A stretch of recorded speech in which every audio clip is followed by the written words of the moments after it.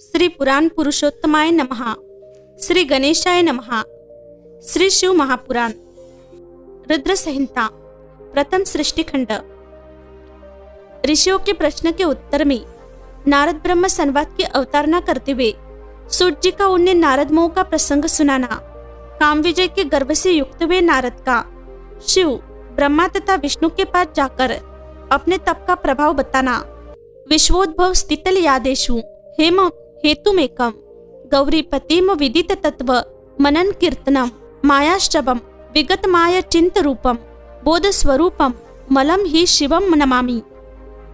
जो विश्व की उत्पत्ति, स्थिति और लय आदि के एकमात्र कारण है, गौरी गिरजा कुमारी उमा के पति है, तत्वज्ञ है, जिनकी कीर्ति का कई अंत नहीं है, जो माया के आश्रय होकर भी उससे अत्यंत दूर है तथा जिनका स्वरूप अचिंत है, उन विमल बोध स्वरूप भगवान शिव को मैं प्रणाम करता हूँ।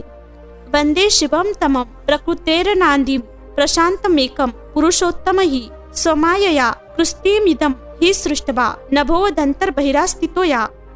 मैं स्वभाव से उन अनादि शांत स्वरूप एकमात्र पुरुषोत्तम शिव की वंदना करता हूँ, जो अपनी माया से इस संपूर्ण विश्व की सृष्टि करके आकाश की भांति इसके भीतर और बाहर भी स्थित है। वंदे तनरस्तम निज गूढ़ रूपम शिवम स्वतंत्रष्टुमिदम विचष्टे जगति नित्यम परितो भ्रमंती यस्तनिधो चुंबक लोहवंतम। जैसे लोहा चुंबक से आकृष्ट होकर उसके पास ही लटका रहता है, उसी प्रकार ये सारे जगत सदा सबोर जिनके आसपास ही भ्रमण करते हैं, जिन्होंने अपने से ही इस प्रपंच को रचने की विधि बताई थी, जो सबके भीतर अंतर्यामी रूप से विराजमान है तथा जिनका अपना स्वरूप अनंत गूढ़ है, उन भगवान शिव की मैं सादर वंदना करता हूँ। वैद्य जी कहते हैं, जगत के पिता भगवान शिव, जगन माता कल्याणमयी पार्वती तथा उनके पुत्र गणेश जी को नमस्कार करके हम इस पुराण का वर्णन करते हैं। एक समय की बात है, नैमिषारण्य में निवास करने वाले शौनक आदि सभी मुनियों ने उत्तम भक्ति भाव के साथ सूत जी से पूछा। ऋषि बोले, महाभाग सूत जी, विद्येश्वर संहिता की जो साध्य साधन खंड नाम वाली शुभ एवं उत्तम कथा है, उसे हम लोगों ने सुन लिया। उसका आदि भाग बहुत ही रमणीय है तथा वह शिव भक्तों पर भगवान शिव का वात्सल्य स्नेह प्रकट करने वाली है। विद्वान, अब आप भगवान शिव के परम उत्तम स्वरूप का वर्णन कीजिए, साथ ही शिव और पार्वती के दिव्य चरित्रों का पूर्ण रूप से श्रवण कराइए। हम पूछते हैं, निर्गुण महेश्वर लोक में सगुण रूप कैसे धारण करते हैं? हम सब लोग विचार करने पर भी शिव के तत्व को नहीं समझ पाते।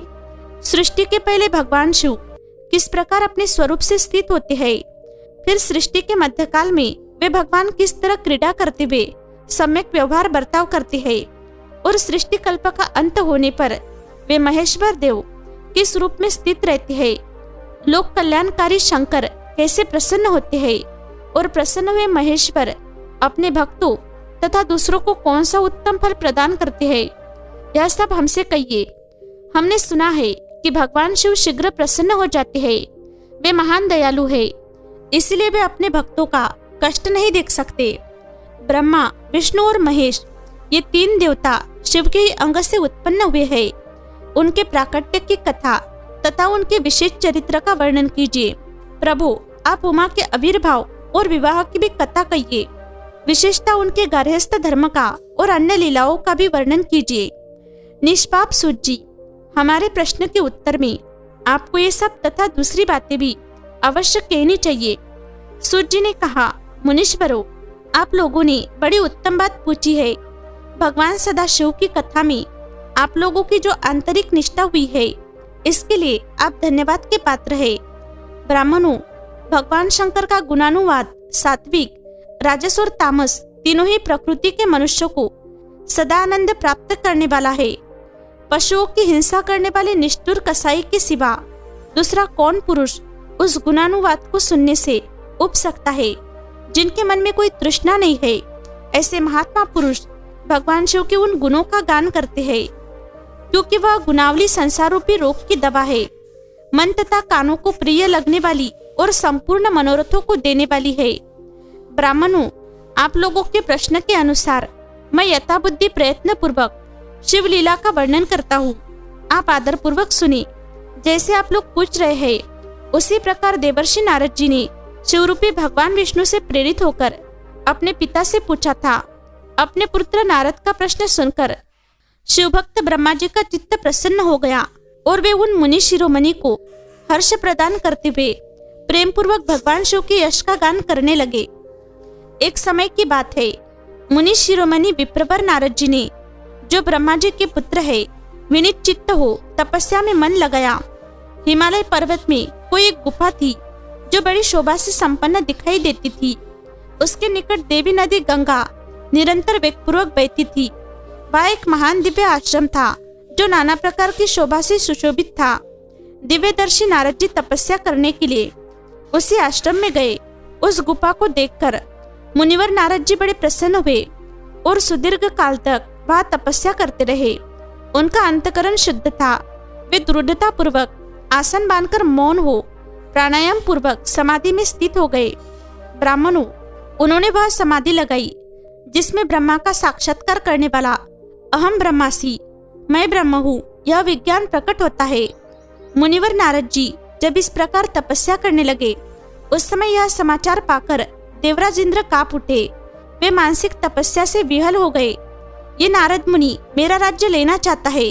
मन ही मन ऐसा सोचकर इंद्र ने उनकी तपस्या में विघ्न डालने के लिए प्रयत्न करने की इच्छा की। उस समय देवराज ने अपने मन से कामदेव का स्मरण किया। स्मरण करते ही कामदेव आ गए। महेंद्र ने उन्हें नारद जी की तपस्या में विघ्न डालने का आदेश दिया। यह आज्ञा पाकर कामदेव वसंत को साथ ले बड़े गर्व से उस स्थान पर गए और अपना उपाय करने लगे। उन्होंने वहां शीघ्र ही अपनी सारी कलाएं रच डाली। वसंत ने भी मदमंत होकर अपना प्रभाव अनेक प्रकार से प्रकट किया। मुनिवरों, कामदेव और वसंत के अथक प्रयत्न करने पर भी नारद मुनि के चित्त में विकार नहीं उत्पन्न हुआ। महादेव जी के अनुग्रह से उन दोनों का गर्व चूर्ण हो गया। शौनक आदि महर्षियों, ऐसा होने में जो कारण था उसे आदर पूर्वक सुनो।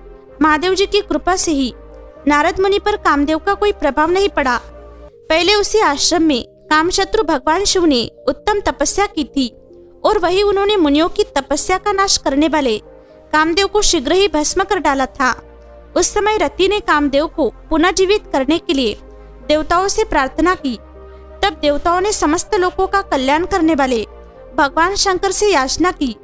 उनके याचना करने पर वे बोले, देवताओं, कुछ समय व्यतीत होने के बाद कामदेव जीवित तो हो जाएंगे, परंतु यहाँ उनका कोई उपाय नहीं चल सकेगा। अमरगण, यहाँ खड़े होकर लोग चारों ओर जितनी दूर तक की भूमि को नेत्रों से देख पाते हैं, वहां तक कामदेव के बाणों का प्रभाव नहीं चल सकेगा, इसमें संशय नहीं है। भगवान शंकर की इस उक्ति के अनुसार उस समय वहां नारद जी के प्रति कामदेव का निजी प्रभाव मिथ्या सिद्ध हुआ। वे शीघ्र ही स्वर्गलोक में इंद्र के पास लौट गए। वहां कामदेव ने अपना सारा वृत्तांत और मुनि का प्रभाव के सुनाया। तत्पश्चात इंद्र की आज्ञा से वे वसंत के साथ अपने स्थान को लौट गए।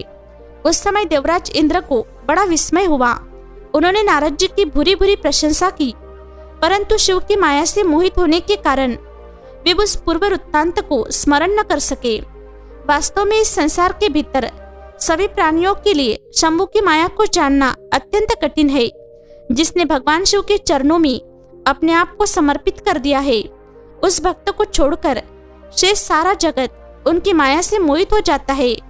नारद जी भी भगवान शंकर की कृपा से वह चिरकाल तक तपस्या में लगे रहे। जब उन्होंने अपनी तपस्या को पूर्ण हुई समझा, तब वे मुनि उससे विरत हो गए। कामदेव पर मेरी विजय हुई ऐसा मानकर उन मुनीश्वर के मन में व्यर्थ ही गर्व हो गया। भगवान शिव की माया से मोहित होने के कारण उन्हें यथार्थ बात का ज्ञान नहीं रहा। वे यह नहीं समझ सके कि कामदेव के पराजित होने में भगवान शंकर का प्रभावी कारण है।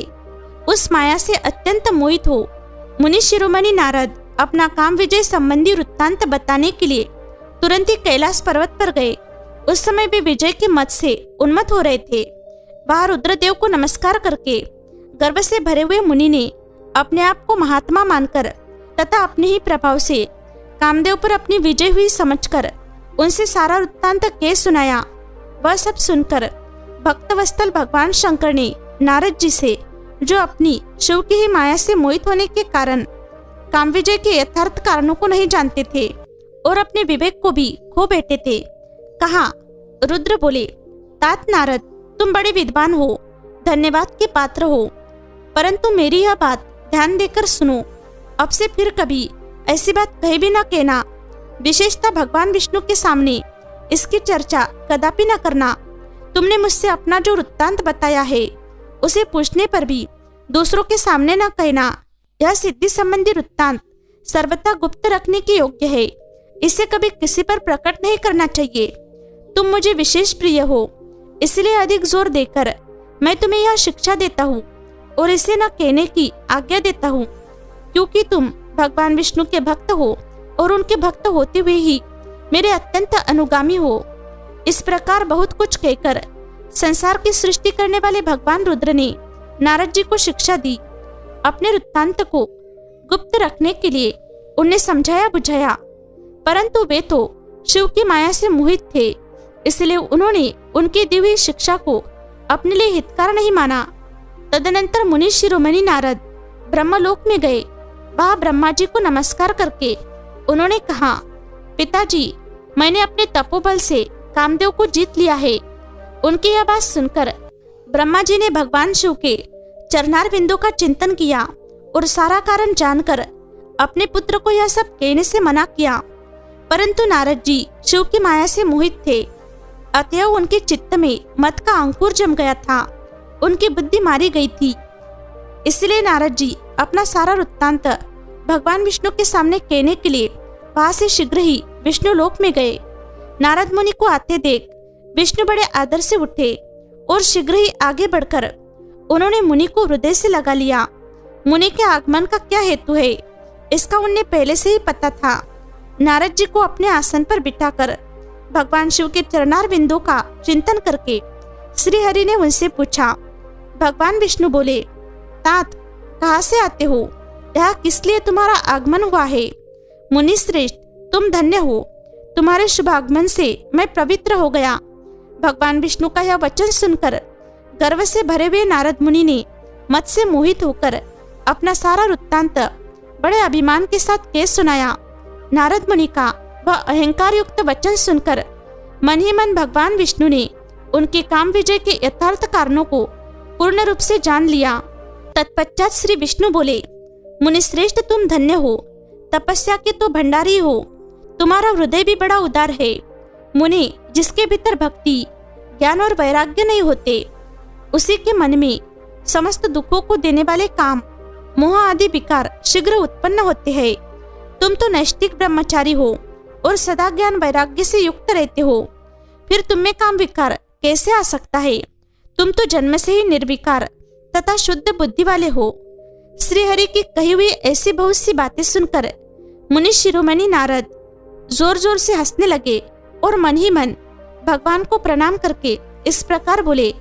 नारद जी ने कहा, स्वामीन, जब मुझ पर आपकी कृपा है तब बेचारा कामदेव अपना क्या प्रभाव दिखा सकता है? ऐसा कहकर भगवान के चरणों में मस्तक झुकाकर इच्छानुसार विचरने वाले नारद मुनि वहां से चले गए। माया निर्मित नगर में शील निधि की कन्या पर मोहित हुए नारद जी का भगवान विष्णु से उनका रूप मांगना, भगवान का अपने रूप के साथ उन्हें वानर का सा मुंह देना, कन्या का भगवान को वरण करना और कुपित हुए नारद का शिव गणों को शाप देना। सूर्य जी कहते हैं, महर्षियों, जब नारद मुनि इच्छानुसार वहां से चले गए तब भगवान शिव की इच्छा से माया विशारद श्री हरि ने तत्काल अपनी माया प्रकट की। उन्होंने मुनि के मार्ग में एक विशाल नगर की रचना की, जिसका विस्तार 100 योजन था।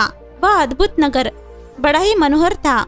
भगवान ने उसे अपने वैकुंठ लोक से भी अधिक रमणीय बनाया था। नाना प्रकार की वस्तुएं उस नगर की शोभा बढ़ाती थी। वह स्त्रियों और पुरुषों के लिए बहुत से विहार स्थल थे। वह श्रेष्ठ नगर चारों वर्णों के लोगों से भरा था। वहाँ शील नदी नामक ऐश्वर्यशाली राजा राज्य करते थे। वे अपनी पुत्री का स्वयंवर करने के लिए उद्यत थे। अंततः उन्होंने महान उत्सव का आयोजन किया था। उनकी कन्या का वरण करने के लिए उत्सुक हो चारों दिशाओं से बहुत से राजकुमार पधारे थे, जो नाना प्रकार की वेशभूषा तथा सुंदर शोभा से प्रकाशित हो रहे थे। उन राजकुमारों से वह नगर भरा पूरा दिखाई देता था। ऐसा सुंदर राजनगर को देख नारद जी मोहित हो गए। वे राजा शीलनिधि के द्वार पर गए। मुनि शिरोमणि नारद को आया देख महाराज शीलनिधि ने श्रेष्ठ रत्नमय सिंहासन पर बिठाकर उनका पूजन किया। तत्पश्चात अपनी सुंदरी कन्या को, जिसका नाम श्रीमती था, बुलवाया और उससे नारद जी के चरणों में प्रणाम करवाया। उस कन्या को देखकर नारद मुनि चकित हो गए और बोले, राजन, यह देवकन्या के समान सुंदरी महाभागा कन्या कौन है? उनकी यह बात सुनकर राजा ने हाथ जोड़कर कहा, मुने, यह मेरी पुत्री है। इसका नाम श्रीमती है। अब इसके विवाह का समय आ गया है। यह अपने लिए सुंदर वर चुनने के निमित्त स्वयंवर में जाने वाली है। इसमें सब प्रकार के शुभ लक्षण लक्षित होते हैं। महर्षि, आप इसका भाग्य बताइए।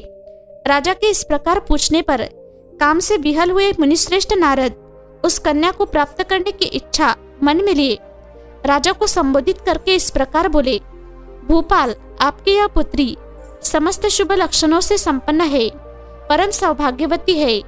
अपने महान भाग्य के कारण यह धन्य है और साक्षात लक्ष्मी की भांति समस्त गुणों की आगार है। इसका भावी पति निश्चल ही भगवान शंकर के समान वैभवशाली, सर्वेश्वर, किसी से पराजित न होने वाला, वीर, काम विजयी तथा संपूर्ण देवताओं में श्रेष्ठ होगा। ऐसा कहकर राजा से विदा ले इच्छानुसार विचरने वाले नारद मुनि वहां से चल दिए। वे काम के वशीभूत हो गए थे। शिव की माया ने उन्हें विशेष मोह में डाल दिया था। वे मुनि मन ही मन सोचने लगे कि मैं इस राजकुमारी को कैसे प्राप्त करूं।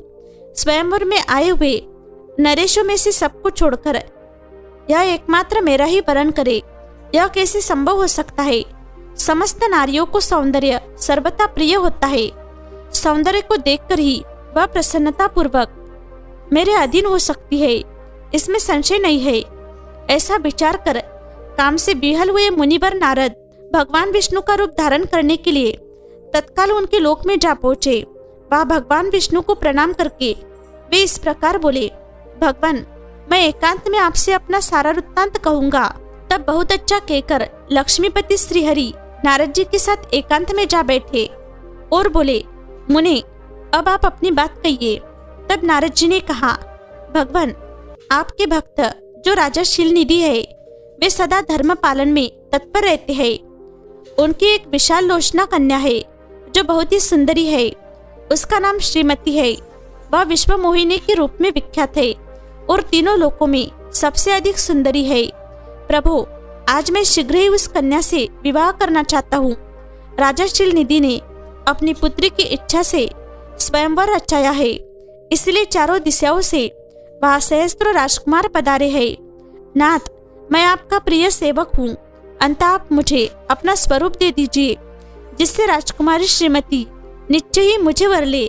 सूत जी कहते हैं, महर्षियों, नारद मुनि की ऐसी बात सुनकर भगवान मधुसूदन हंस पड़े और भगवान शंकर के प्रभाव का अनुभव करके उन दयालु प्रभु ने उन्हें इस प्रकार उत्तर दिया। भगवान विष्णु बोले, मुने, तुम अपने अभिष्ट स्थान को जाओ।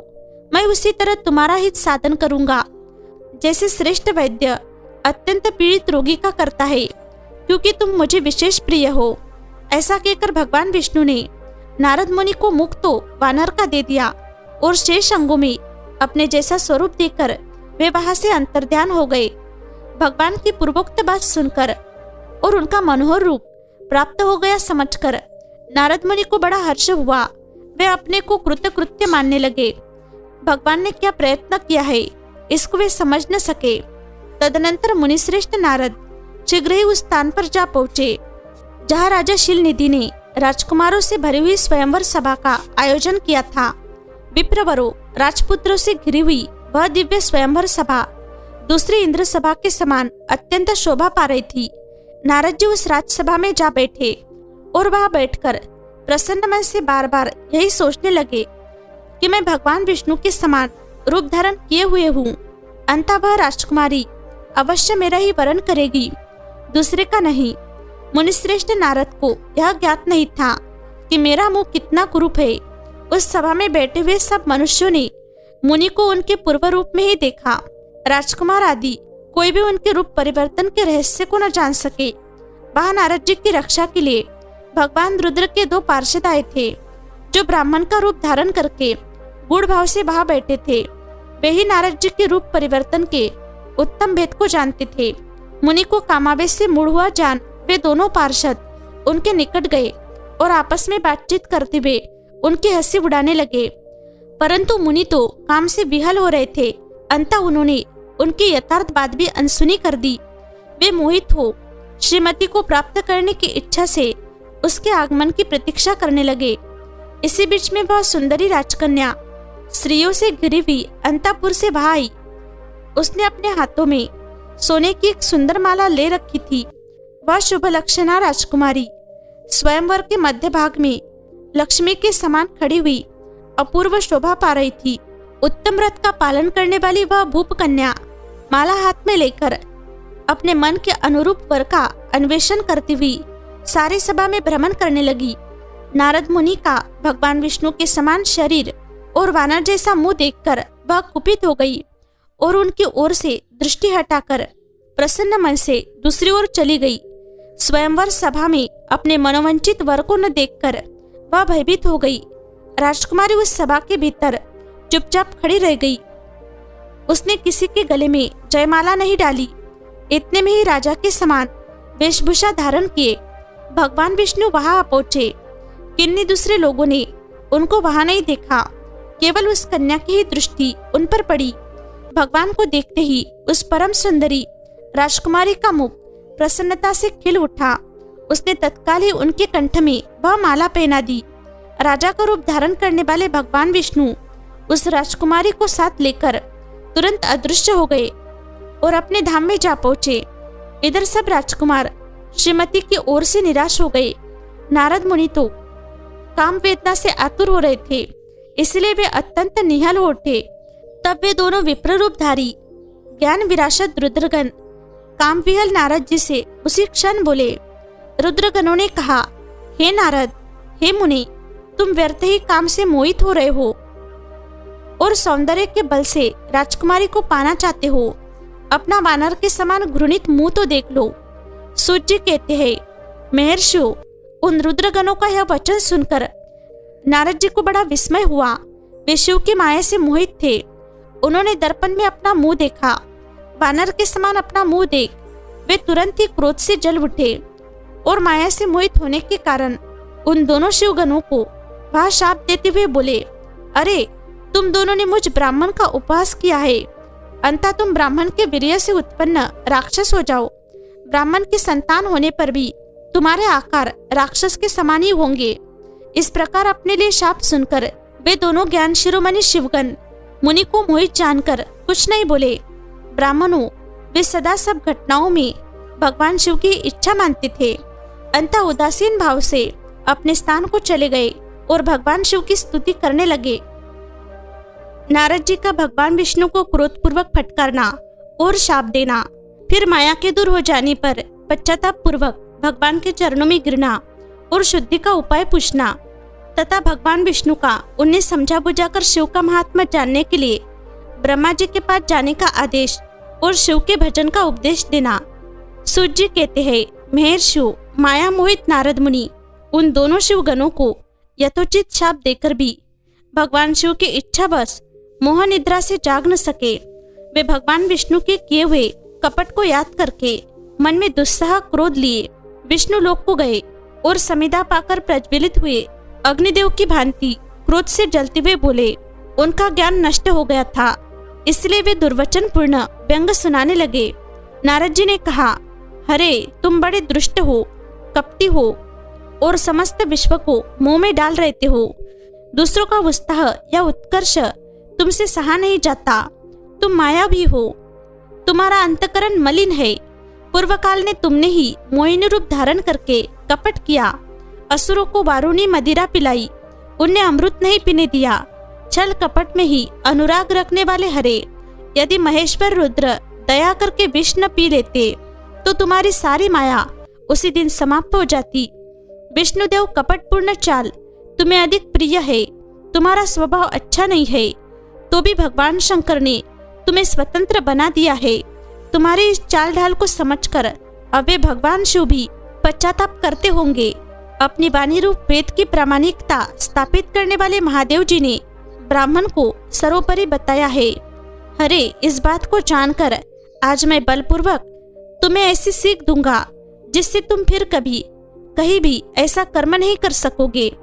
अंततः अब तक तुम्हें किसी शक्तिशाली या तेजस्वी पुरुष से पाला नहीं पड़ा था, इसलिए आज तक तुम निडर बने हुए हो। परंतु विष्णु, अब तुम्हें अपनी करनी का पूरा पूरा फल मिलेगा। भगवान विष्णु से ऐसा कहकर माया मोहित नारद मुनि अपने ब्रह्म तेज का प्रदर्शन करते हुए क्रोध से खिन्न हो उठे और शाप देते हुए बोले, विष्णु, तुमने स्त्री के लिए मुझे व्याकुल किया है। तुम इसी तरह सबको मुंह में डालते रहते हो। यह कपटपूर्ण कार्य करते हुए तुमने जिस स्वरूप से मुझे संयुक्त किया था, उसी स्वरूप से तुम मनुष्य हो जाओ और स्त्री के वियोग का दुख भोगो। तुमने जिन वानरों के समान मेरा मुंह बनाया था, वही उस समय तुम्हारे सहायक हो। तुम दूसरों को स्त्री विरह का दुख देने वाले हो, अंततः स्वयं भी तुम्हें स्त्री के वियोग का दुख प्राप्त हो। अज्ञान से मोहित मनुष्यों के समान तुम्हारी स्थिति हो। अज्ञान से मोहित हुए नारद जी ने मोहवश श्री हरि को जब इस तरह शाप दिया, तब उन्होंने शंभु की माया की प्रशंसा करते हुए उस शाप को स्वीकार कर लिया। तदनंतर महालीला करने वाले शंभु ने अपनी उस विश्व मोहिनी माया को, जिसके कारण ज्ञानी नारद मुनि भी मोहित हो गए थे, खींच लिया। उस माया के तिरोहित होते ही नारद जी पूर्ववत शुद्ध बुद्धि से युक्त हो गए। उन्हें पूर्ववत ज्ञान प्राप्त हो गया और उनकी सारी व्याकुलता जाती रही। इससे उनके मन में बड़ा विस्मय हुआ। वे अधिकाधिक पश्चाताप करते हुए बारंबार अपनी निंदा करने लगे। उस समय उन्होंने ज्ञानी को भी मोह में डालने वाली भगवान शंभु की माया की सराहना की। तदनंतर यह जानकर कि माया के कारण ही मैं भ्रम में पड़ गया था, यह सब कुछ मेरा ही मायाजनित भ्रम ही था, वैष्णव शिरोमणि नारद जी भगवान विष्णु के चरणों में गिर पड़े। भगवान श्री हरि ने उन्हें उठाकर खड़ा कर दिया। उस समय अपनी दुर्बुद्धि नष्ट हो जाने के कारण वे यो बोले, नाथ, माया से मोहित होने के कारण मेरी बुद्धि बिगड़ गई थी, इसलिए मैंने आपके प्रति बहुत दुर्वचन कहे हैं, आपको शाप तक दे डाला है। प्रभु, उस शाप को आप मिथ्या कर दीजिए। हाय, मैंने बहुत बड़ा पाप किया है, अब मैं निश्चय ही नरक में पड़ूंगा। अरे, मैं आपका दास हूँ, बताइए मैं क्या उपाय, कौन सा प्रायश्चित करूं, जिससे मेरा पाप समूह नष्ट हो जाए और मुझे नरक में न गिरना पड़े। ऐसा कहकर शुद्ध बुद्धि वाले मुनि शिरोमणि नारद जी पुनः भक्ति भाव से भगवान विष्णु के चरणों में गिर पड़े। उस समय उन्हें बड़ा पश्चाताप हो रहा था। तब श्री विष्णु ने उन्हें उठाकर मधुर वाणी में कहा। भगवान विष्णु बोले, तात, खेद न करो, तुम मेरे श्रेष्ठ भक्त हो, इसमें संशय नहीं है। मैं तुम्हें एक बात बताता हूँ, सुनो, उससे निश्चय ही तुम्हारा परम हित होगा, तुम्हें नरक में नहीं जाना पड़ेगा। भगवान शिव तुम्हारा कल्याण करेंगे। तुमने मत से मोहित होकर जो भगवान शिव की बात नहीं मानी थी, उसकी अवहेलना कर दी थी, उसी अपराध का भगवान शिव ने तुम्हें ऐसा फल दिया है, क्योंकि वही कर्म फल के दाता है।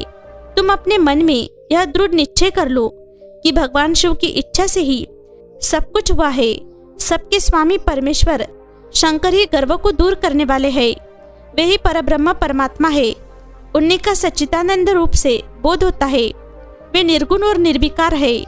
सत्व, रज और तम, इन तीनों गुणों से परे है। वे ही अपने माया को लेकर ब्रह्मा, विष्णु और महेश, इन तीन रूपों में प्रकट होते हैं। निर्गुण और सगुण भी वे ही है। निर्गुण अवस्था में उन्हीं का नाम शिव है। वे ही परमात्मा महेश्वर, परब्रह्म, अविनाशी, अनंत और महादेव आदि नामों से कहे जाते हैं। उन्हीं की सेवा से ब्रह्मा जी जगत के सृष्टा हुए हैं और मैं तीनों लोकों का पालन करता हूँ। वे स्वयं ही रुद्र रूप से सदा सबका संहार करते हैं। वे शिव स्वरूप से सबके साक्षी है। माया से भिन्न और निर्गुण है। स्वतंत्र होने के कारण वे अपनी इच्छा के अनुसार चलते हैं। उनका विहार आचार व्यवहार उत्तम है और वे भक्तों पर दया करने वाले हैं। नारद मुनि, मैं तुम्हें एक सुंदर उपाय बताता हूँ, जो सुखद, समस्त पापों का नाशक और सदा भोग एवं मोक्ष देने वाला है।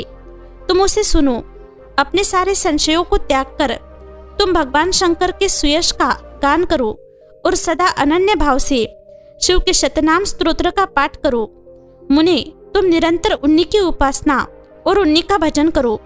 उन्हीं के यश को सुनो और गाओ तथा प्रतिदिन उन्हीं की पूजा अर्चा करते रहो।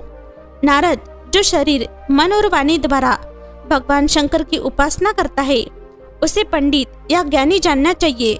वह जीवन मुक्त कहलाता है। शिव इस नाम रूपी दावानल से बड़े बड़े पातकों के असंख्य पर्वत अनायास भस्म हो जाते हैं। यह सत्य है, सत्य है, इसमें संशय नहीं है। जो भगवान शिव के नाम रूपी नौका का आश्रय लेते हैं वे संसार सागर से पार हो जाते हैं। संसार के मूलभूत उनके सारे पाप निसंदेह नष्ट हो जाते हैं। महामुनि, संसार के मूलभूत जो पातक रूपी वृक्ष है उनका शिवनाम रूपी कुठार से निश्चय ही नाश हो जाता है। जो लोग पाप रूपी दावानल से पीड़ित है उन्हें शिवनाम रूपी अमृत का पान करना चाहिए। पाप दावा अग्नि से दग्ध होने वाले प्राणियों को उस शिवनामामृत के बिना शांति नहीं मिल सकती। संपूर्ण वेदों का अवलोकन करके पूर्ववर्ती विद्वानों ने यही निश्चय किया है कि भगवान शिव की पूजा ही उत्कृष्ट साधन तथा जन्म मरण रूपी संसार बंधन के नाश का उपाय है। आज से यत्नपूर्वक सावधान रहकर विधि विधान के साथ भक्तिभाव से नित्य निरंतर जगदम्बा पार्वती सहित महेश्वर सदाशिव का भजन करो। नित्य शिव की ही कथा सुनो और कहो तथा अत्यंत यत्न करके बारंबार शिव भक्तों का पूजन किया करो। मुनि श्रेष्ठ, अपने हृदय में भगवान शिव के उज्जवल चरणारविंदों की स्थापना करके पहले शिव के तीर्थों में विचरो। मुनि, इस प्रकार परमात्मा शंकर के अनुपम महात्मा का दर्शन करते हुए अंत में आनंदवन काशी को जाओ। वह स्थान भगवान शिव को बहुत ही प्रिय है। वह भक्ति पूर्वक विश्वनाथ जी का दर्शन पूजन करो। विशेषता उनकी स्तुति वंदना करके तुम निर्विकल्प संशय रहित हो जाओगे। नारद जी, इसके बाद तुम्हें मेरी आज्ञा से भक्ति पूर्वक अपने मनोरथों की सिद्धि के लिए निश्चय ही ब्रह्मलोक में जाना चाहिए। वह अपने पिता ब्रह्मा जी की विशेष रूप से स्तुति वंदना करके तुम्हें प्रसन्नता पूर्वक हृदय से बारंबार शिव महिमा के विषय में प्रश्न करना चाहिए। ब्रह्मा जी शिव भक्तों में श्रेष्ठ है। वे तुम्हें बड़ी प्रसन्नता के साथ भगवान शंकर का महात्मा और शतनाम स्तोत्र सुनाएंगे। मुने, आज से तुम शिव आराधना में तत्पर रहने वाले शिव भक्त हो जाओ और विशेष रूप से मोक्ष के भागी बनो। भगवान शिव तुम्हारा कल्याण करेंगे। इस प्रकार प्रसन्न चित्त हुए भगवान विष्णु नारद मुनि को प्रेम पूर्वक उपदेश देकर श्री शिव का स्मरण, वंदन और स्तवन करके वहां से अंतर्ध्यान हो गए। नारद जी का शिव तीर्थों में भ्रमण, शिवगणों के शापोद्धार की बात बताना तथा ब्रह्मलोक में जाकर ब्रह्मा जी से शिव तत्व के विषय में प्रश्न करना। सूत जी कहते हैं, मेहर शिव, भगवान श्रीहरि के अंतर्ध्यान हो जाने पर मुनिश्रेष्ठ नारद शिवलिंगों का भक्तिपूर्वक दर्शन करते हुए पृथ्वी पर विचरने लगे। ब्राह्मणों, भूमंडल पर घूम फिरकर उन्होंने भोग और मोक्ष देने वाले बहुत से शिवलिंगों का प्रेम पूर्वक दर्शन किया। दिव्यदर्शी नारद जी भूतल के तीर्थों में विचर रहे हैं और इस समय उनका चित्त शुद्ध है। यह जानकर वे दोनों शिवगण उनके पास गए। वे उनके दिव्य शाप से उद्धार की इच्छा रखकर वहां गए थे। उन्होंने आदर पूर्वक मुनि के दोनों पैर पकड़ लिए और मस्तक झुकाकर भलीभांति प्रणाम करके शीघ्र ही इस प्रकार कहा। शिवगण बोले, ब्राह्मण, हम दोनों शिव के गण हैं। मुनि, हमने ही आपका अपराध किया है। राजकुमारी श्रीमती के स्वयंवर में आपका चित्त माया से मोहित हो रहा था। उस समय परमेश्वर की प्रेरणा से आपने हम दोनों को शाप दे दिया। वह कुछ समय जानकर हमने चुप रह जाना ही अपनी जीवन रक्षा का उपाय समझा। इसमें किसी का दोष नहीं है। हमें अपने कर्म का ही फल प्राप्त हुआ है। प्रभु, अब आप प्रसन्न होइए और हम दोनों पर अनुग्रह कीजिए। नारद जी ने कहा, आप दोनों महादेव जी के गण हैं और सत्पुरुषों के लिए परम सम्माननीय है। अंता मेरे मोह रहित एवं सुखदायक यथार्थ वचनों को सुनिए। पहले निश्चय ही मेरी बुद्धि भ्रष्ट हो गई थी, बिगड़ गई थी और मैं सर्वथा मोह के वशीभूत हो गया था। इसलिए आप दोनों को मैंने शाप दे दिया। शिवगणों, मैंने जो कुछ कहा है वह वैसा ही होगा। तथापि मेरी बात सुनिए, मैं आपके लिए शापोद्धार की बात बता रहा हूँ। आप लोग आज से मेरे अपराध को क्षमा कर दे। मुनिवर विश्रवा के वीर्य से जन्म ग्रहण करके आप संपूर्ण दिशाओं में प्रसिद्ध कुंभकर्ण रावण राक्षस राज का पद प्राप्त करेंगे और बलवान वैभव से युक्त तथा परम प्रतापी होंगे। समस्त ब्रह्मांड के राजा होकर शिव भक्त एवं जितेंद्रिय होंगे और शिव के ही दूसरे स्वरूप श्री विष्णु के हाथों मृत्यु पाकर फिर अपने पद पर प्रतिष्ठित हो जाएंगे। सूत जी कहते हैं, महर्षि महात्मा नारद मुनि की यह बात सुनकर वे दोनों शिवगण प्रसन्न हो सानंद अपने स्थान को लौट गए। श्री नारद जी भी अत्यंत आनंदित हो अनन्य भाव से भगवान शिव का ध्यान तथा शिव तीर्थों का दर्शन करते हुए बारंबार भूमंडल में विचरने लगे। अंत में वे सबके ऊपर विराजमान शिवप्रिया काशीपुरी में गए, जो शिव स्वरूपिणी एवं शिव को सुख देने वाली है। काशीपुरी का दर्शन करके नारद जी कृतार्थ हो गए। उन्होंने भगवान काशीनाथ का दर्शन किया और परम प्रेम एवं परमानंद से युक्त हो उनकी पूजा की। काशी का सानंद सेवन करके वे मुनिश्रेष्ठ कृतार्थ का अनुभव करने लगे और प्रेम से विहल हो उसका नमन वर्णन तथा स्मरण करते हुए ब्रह्मलोक को गए। निरंतर शिव का स्मरण करने से उनकी बुद्धि शुद्ध हो गई थी। वहां पहुंचकर शिव तत्व का विशेष रूप से ज्ञान प्राप्त करने की इच्छा से नारद जी ने ब्रह्मा जी को भक्तिपूर्वक नमस्कार किया और नाना प्रकार के स्तोत्रों द्वारा उनकी स्तुति करके उनसे शिव तत्व के विषय में पूछा। उस समय नारद जी का हृदय भगवान शंकर के प्रति भक्ति भावना से परिपूर्ण था। नारद जी बोले, ब्रह्मन परब्रह्म परमात्मा के स्वरूप को जानने वाले पितामह जगत प्रभु, आपके कृपा प्रसाद से मैंने भगवान विष्णु के उत्तम महात्मा का पूर्णतया ज्ञान प्राप्त किया है।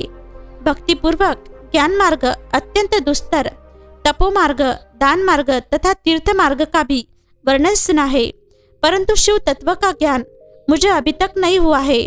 मैं भगवान शंकर की पूजा विधि को भी नहीं जानता। अंतः प्रभु, आप क्रमशः इन विषयों को तथा भगवान शिव के विविध चरित्रों को तथा उनके स्वरूप, तत्व, प्राकट्य, विवाह, रहस्य, धर्म सब मुझे बताइए।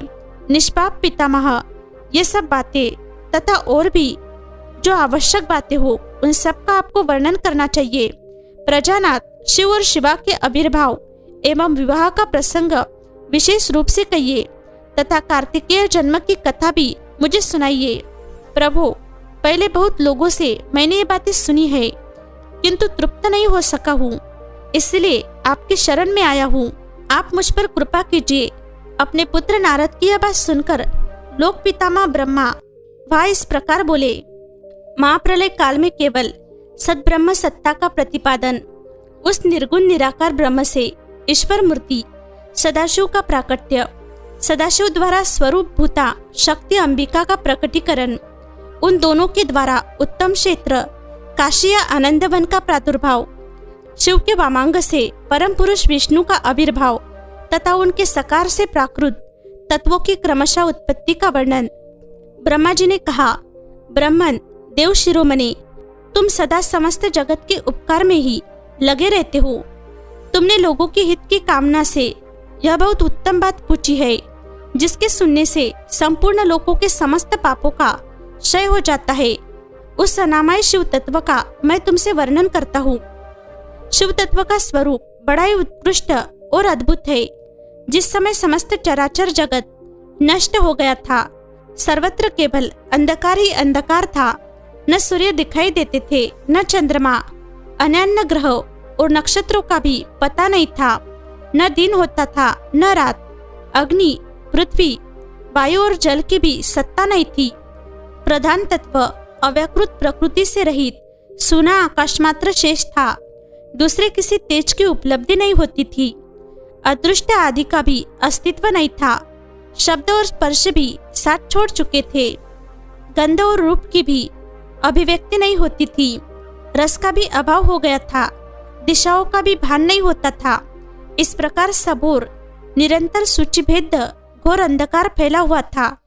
उस समय तस्वद्ध ब्रह्म, इस श्रुति में जो सत्य सुना जाता है, एकमात्र वही शेष था। जब यह वह ऐसा जो इत्यादि रूप से निदृष्ट होने वाला भावनात्मक जगत नहीं था। उस समय एकमात्र वह सती शेष था जिसे योगीजन अपने हृदयाकाश से भीतर निरंतर देखते हैं। वह सतत व मन का विषय नहीं है। वाणी की भी वहां तक कभी पहुंच नहीं होती। वह नाम तथा रूप रंग से भी शून्य है। वह न स्थूल है न कृश, न हस्व है न दीर्घ तथा न लघु है न गुरु। उसमें न कभी वृद्धि होती है न हास्य। श्रुति भी उसके विषय में चकित भाव से है। इतना ही कहती है, अर्थात उसकी सत्ता मात्र का ही निरूपण कर पाती है। उसका कोई विशेष विवरण देने में असमर्थ हो जाती है। वह सत्य ज्ञान स्वरूप, अनंत, परमानंदमय, परम ज्योति स्वरूप, अप्रमेय, आधार रहित, निर्विकार, निराकार, निर्गुण, योगी गम्य, सर्वव्यापी, सबका एकमात्र कारण, निर्विकल्प, निरारंभ, माया शून्य, उपद्रव रहित, अद्वितीय, अनादि, अनंत, संकोच विकास से शून्य तथा चिन्मय है। जिस परब्रह्म के विषय में ज्ञान और अज्ञान से पूर्ण उक्तियों द्वारा इस प्रकार ऊपर बताए अनुसार विकल्प किए जाते हैं, उसने कुछ काल के बाद सृष्टि का समय आने पर द्वितीय की इच्छा प्रकट की। उसके भीतर एक से अनेक होने का संकल्प उदित हुआ। तब उस निराकार परमात्मा ने अपनी लीला शक्ति से अपने लिए मूर्ति आकार की कल्पना की। वह मूर्ति संपूर्ण ऐश्वर्य गुणों से संपन्न, सर्व ज्ञानमयी, शुभ स्वरूपा, सर्वव्यापिनी, सर्वरूपा, सर्वदर्शनी, सर्वकारिणी, सबकी एकमात्र वंदनिया, सर्वाद्या, सब कुछ देने वाली और संपूर्ण संस्कृतियों का केंद्र थी। उस शुद्ध रूपिणी ईश्वर मूर्ति की कल्पना करके वह अद्वितीय, अनादि, अनंत, सर्व प्रकाशक, चिन्मय, सर्वव्यापी और अविनाशी पर ब्रह्म अंतर्हित हो गया। जो मूर्ति रहित परम ब्रह्म है, उसी की मूर्ति चिन्मय आकार भगवान सदाशिव है। अवार्चिन और प्राचीन विद्वान मुनि को ईश्वर कहते हैं। उस समय एकाकी रहकर स्वेच्छानुसार विहार करने वाले उन सदाशिव ने अपने विग्रह से स्वयं ही एक स्वरूप भूता शक्ति की सृष्टि की, जो उनके अपने श्री अंग से कभी अलग होने वाली नहीं थी। उस पराशक्ति को प्रधान, प्रकृति, गुणवती, माया, बुद्धि तत्व की जननी तथा विकार रहित बताया गया है। वह शक्ति अंबिका कही गई है। उसी को प्रकृति, सर्वेश्वरी, त्रिदेव जननी, नित्या और मूल कारक भी कहते हैं। सदाशिव द्वारा प्रकट की गई उस शक्ति के 8 भुजाएं है। उस शुभ लक्षणा देवी के मुख की शोभा विचित्र है।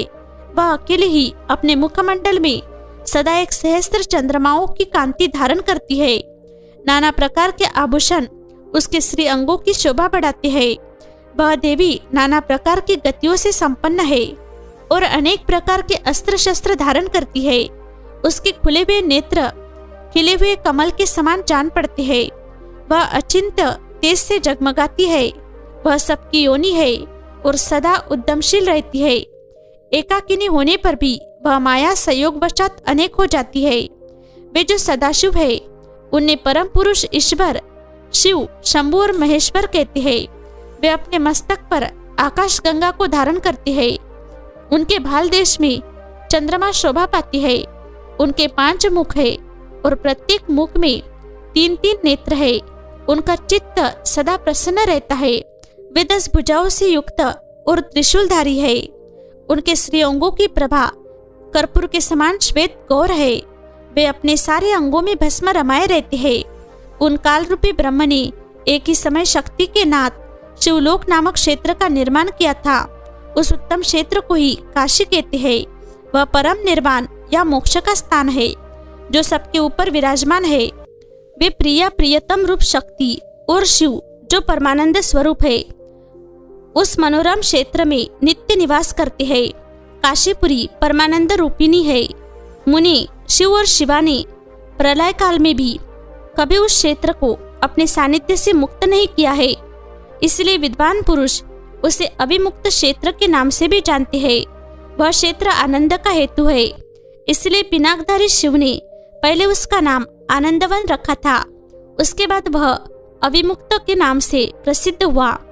देवर्षि एक समय उस आनंद वन में रमन करते हुए शिवा और शिव के मन में यह इच्छा हुई कि किसी दूसरे पुरुष की भी सृष्टि करनी चाहिए, जिस पर यह सृष्टि संचालन का महान भार रखकर हम दोनों केवल काशी में रहकर इच्छानुसार विचरे और निर्वाण धारण करे। वही पुरुष हमारे अनुग्रह से सदा सबकी सृष्टि करे, पालन करे और वही अंत में सबका संहार भी करे। यह चित्त एक समुद्र के समान है। इसमें चिंता की उत्ताल तरंगे उठ उठकर इसे चंचल बनाए रहती है। इसमें सत्वगुण रूपी रत्न, तमोगुण रूपी ग्राह और रजोगुण रूपी मूंगे भरे हुए हैं। इस विशाल चित्त समुद्र को संकुचित करके हम दोनों उस पुरुष के प्रसाद से आनंद कानन काशी में सुख पूर्वक निवास करे। यह आनंदवन वह स्थान है जहाँ हमारी मनोवृत्ति सब ओर से सिमटकर इसी में लगी हुई है तथा जिसके बारह का जगत चिंता से आतुर प्रतीत होता है। ऐसा निश्चय करके शक्ति सहित सर्वव्यापी परमेश्वर शिव ने अपने वाम भाग के 10वें अंग पर अमृत मल दिया। फिर तो वहां से एक पुरुष प्रकट हुआ जो तीनों लोकों में सबसे अधिक सुंदर था। वह शांत था, उसमें सत्व गुण की अधिकता थी तथा वह गंभीरता का अथाह सागर था। मुनि क्षमा नामक गुण से युक्त उस पुरुष के लिए ढूंढने पर भी कहीं कोई उपमा नहीं मिलती थी। उसकी कांति इंद्रनील मणि के समान श्याम थी। उसके अंग अंग से दिव्य शोभा छिटक रही थी और नेत्र प्रफुल्ल कमल के समान शोभा पा रहे थे। श्री अंगों पर सुवर्ण की सी कांति वाले 2 सुंदर रेशमी पीतांबर शोभा दे रहे थे। किसी के भी पराजित न होने वाला वह वीर पुरुष अपने प्रचंड भुज दंडों से सुशोभित हो रहा था। तदनंतर उस पुरुष ने परमेश्वर शिव को प्रणाम करके कहा, स्वामीन, मेरे नाम निश्चित कीजिए और काम बताइए। उस पुरुष की यह बात सुनकर महेश्वर भगवान शंकर हंसते हुए मेघ के समान गंभीर वाणी में उससे बोले। शिव ने कहा, वस्त व्यापक होने के कारण तुम्हारा नाम विष्णु नाम विख्यात हुआ। इसके सिवा और भी बहुत से नाम होंगे जो भक्तों को सुख देने वाले होंगे। तुम सुस्थिर उत्तम तप करो, क्योंकि वही समस्त कार्यों का साधन है। ऐसा कहकर भगवान शिव ने श्वास मार्ग से श्री विष्णु को वेदों का ज्ञान प्रदान किया। तदनंतर अपनी महिमा से कभी च्युत न होने वाले श्री हरि भगवान शिव को प्रणाम करके बड़ी भारी तपस्या करने लगे और शक्ति सहित परमेश्वर शिव भी पार्षद गणों के साथ वहां से अदृश्य हो गए। भगवान विष्णु ने सुदीर्घ काल तक बड़ी कठोर तपस्या की। तपस्या के परिश्रम से युक्त भगवान विष्णु के अंगों से नाना प्रकार की जल धाराएं निकलने लगी। यह सब भगवान शिव की माया से ही संभव हुआ। महामुनि, उस जल से सारा सुना आकाश व्याप्त हो गया। वह ब्रह्मरूप जल अपने स्पर्श मात्र से सब पापों का नाश करने वाला सिद्ध हुआ। उस समय थके हुए परम पुरुष विष्णु ने स्वयं उस जल में शयन किया। वे दीर्घ काल तक बड़ी प्रसन्नता के साथ उसमें रहे। नार अर्थात जल में शयन करने के कारण ही उनका नारायण यह श्रुति सम्मत नाम प्रसिद्ध हुआ। उस समय उन परम पुरुष नारायण के सिवा दूसरी कोई प्राकृत वस्तु नहीं थी। उसके बाद ही उन महात्मा नारायण देव से यथा समय सभी तत्व प्रकट हुए। महामति विद्वान, मैं उन तत्वों की उत्पत्ति का प्रकार बता रहा हूँ। सुनो, प्रकृति से महातत्व प्रकट हुआ और महातत्व से तीनों गुण। इन गुणों के भेद से ही त्रिविध अहंकार की उत्पत्ति हुई। अहंकार से 5 तन्मात्राएं हुई और उन तन्मात्राओं से 5 भूत प्रकट हुए। उसी समय ज्ञानेंद्रियों और कर्मेंद्रियों का भी प्रादुर्भाव हुआ। मुनि श्रेष्ठ, इस प्रकार मैंने तुम्हें तत्वों की संख्या बताई है। इनमें से पुरुषों को छोड़कर शेष सारे तत्व प्रकृति से प्रकट हुए हैं, इसलिए सब के सब जड़ है। तत्वों की संख्या 24 है। उस समय एकाकर हुए 24 तत्वों को ग्रहण करके वे परम पुरुष नारायण भगवान शिव की इच्छा से ब्रह्मरूप जल में सो गए। भगवान विष्णु की नाभि से कमल का प्रादुर्भाव, छिपी इच्छावश ब्रह्मा जी का उससे प्रकट होना, कमल नाल के उद्गम का पता लगाने में असमर्थ ब्रह्मा का तप करना, श्रीहरि का उन्हें दर्शन देना, विवादग्रस्त ब्रह्मा विष्णु के बीच में अग्निस्तंभ का प्रकट होना तथा उसके ओर छोर का पता न पाकर उन दोनों का उसे प्रणाम करना। ब्रह्मा जी कहते हैं, देवर्षि, जब नारायण देव जल में शयन करने लगे उस समय उनकी नाभि से भगवान शंकर की इच्छावश सहसा एक उत्तम कमल प्रकट हुआ जो बहुत बड़ा था। उसमें असंख्य नालदंड थे। उसकी कांति कनेर के फूल के समान पीले रंग की थी तथा उसकी लंबाई और ऊंचाई भी अनंत योजन थी। वह कमल करोड़ों सूर्यों के समान प्रकाशित हो रहा था। सुंदर होने के साथ ही संपूर्ण तत्वों से युक्त था और अत्यंत अद्भुत, परम रमणीय, दर्शन के योग्य तथा सबसे उत्तम था। तत्पश्चात कल्याणकारी परमेश्वर साम सदाशिव ने पूर्ववत प्रयत्न करके मुझे अपने दाहिने अंग से उत्पन्न किया। मुनि, उन परमेश्वर ने मुझे तुरंत ही अपनी माया से मोहित करके नारायण देव के नाभिक कमल में डाल दिया और लीला पूर्वक मुझे बाहर से प्रकट किया। इस प्रकार उस कमल से पुत्र के रूप में मुझ हिरण्यगर्भ का जन्म हुआ। मेरे 4 मुख हुए और शरीर की कांति लाल हुई। मेरे मस्तक त्रिपुंड की रेखा से अंकित थे। तात भगवान शिव की माया से मोहित होने के कारण मेरी ज्ञान शक्ति इतनी दुर्बल हो रही थी कि मैंने उस कमल के सिवा दूसरे किसी को अपने शरीर का जनक या पिता नहीं जाना। मैं कौन हूँ, कहाँ से आया हूँ, मेरा कार्य क्या है, मैं किसका पुत्र होकर उत्पन्न हुआ हूँ और किसने इस समय मेरा निर्माण किया है। इस प्रकार संशय में पड़े हुए मेरे मन में यह विचार उत्पन्न हुआ, मैं किस लिए मोह में पड़ा हूँ। जिसने मुझे उत्पन्न किया है उसका पता लगाना तो बहुत सरल है। इस कमल पुष्प का जो पत्रयुक्त नाल है उसका उद्गम स्थान इस जल के भीतर नीचे की ओर है। जिसने मुझे उत्पन्न किया है वह पुरुष भी वही होगा, इसमें संशय नहीं है। ऐसा निश्चय करके मैंने अपने को कमल से नीचे उतारा। मुनि, मैं उस कमल के एक एक नाल में गया और सैकड़ों वर्षों तक वह भ्रमण करता रहा, किंतु कहीं भी उस कमल के उद्गम का उत्तम स्थान मुझे नहीं मिला। तब पुनः संचय में पड़कर मैं उस कमल पुष्प पर जाने को उस्तक हुआ और नाल के मार्ग से उस कमल पर चढ़ने लगा। इस तरह बहुत ऊपर जाने पर भी मैं उस कमल के कोश को न पा सका। उस दशा में मैं और भी मोहित हो उठा। मुनि, उस समय भगवान शिव की इच्छा से परम मंगलमयी उत्तम आकाशवाणी प्रकट हुई जो मेरे मोह का विध्वंस करने वाली थी। उस वाणी ने कहा, तपस्या करो। उस आकाशवाणी को सुनकर मैंने अपने जन्मदाता पिता का दर्शन करने के लिए उस समय पुनः प्रयत्न पूर्वक 12 वर्ष तक घोर तपस्या की। तब मुझ पर अनुग्रह करने के लिए ही 4 भुजाओं और सुंदर नेत्रों से सुशोभित भगवान विष्णु वह सहसा प्रकट हो गए। उन परम पुरुष ने अपने हाथों में शंख, चक्र, गदा और पद्म धारण कर रखे थे। उनके सारे अंग सजल जलधर के समान श्याम कांति से सुशोभित थे। उन परम प्रभु ने सुंदर पीतांबर पहन रखा था। उनके मस्तक आदि अंगों में मुकुट आदि महामूल्यवान आभूषण शोभा पाते थे। उनका मुखारविंद प्रसन्नता से खिला हुआ था। मैं उनकी छवि पर मोहित हो रहा था। वे मुझे करोड़ों कामदेवों के समान मनोहर दिखाई दिए। उनका वह अत्यंत सुंदर रूप देखकर मुझे बड़ा आश्चर्य हुआ। वे सावली और सुनहरी आभा से उद्भासित हो रहे थे। उस समय उन सदस्य स्वरूप सर्वात्मा 4 भुजा धारण करने वाले महाबाहु नारायण देव को वह उस रूप में अपने साथ देखकर मुझे बड़ा हर्ष हुआ। तदनंतर उन नारायण देव के साथ मेरी बातचीत आरंभ हुई। भगवान शिव की लीला से वह हम दोनों में कुछ विवाद छिड़ गया। इसी समय हम लोगों के बीच में एक महान अग्निस्तंभ ज्योतिर्मय लिंग प्रकट हुआ। मैंने और विष्णु ने क्रमशः ऊपर और नीचे जाकर उसके आदि अंत का पता लगाने के लिए बड़ा प्रयत्न किया, परंतु हमें कहीं भी उसका ओर छोर नहीं मिला।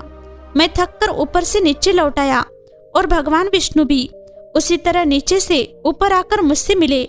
हम दोनों शिव की माया से मोहित थे। श्री हरि ने मेरे साथ आगे पीछे और अगल बगल से परमेश्वर शिव को प्रणाम किया। फिर भी सोचने लगे, यह क्या वस्तु है, इसके स्वरूप का निर्देश नहीं किया जा सकता, क्योंकि न तो इसका कोई नाम है और न कर्म ही है। लिंग रहित तत्व ही यह लिंग भाव को प्राप्त हो गया है। ध्यान मार्ग में भी इसके स्वरूप का कुछ पता नहीं चलता।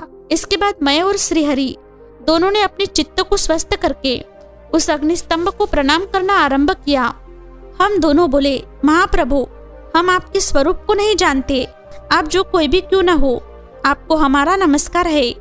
महेशान, आप शीघ्र ही हमें अपने यथार्थ रूप का दर्शन कराइए। मुनि श्रेष्ठ, इस प्रकार अहंकार से आविष्ट हुए हम दोनों ही वहां नमस्कार करने लगे। ऐसा करते हुए हमारे 100 वर्ष बीत गए।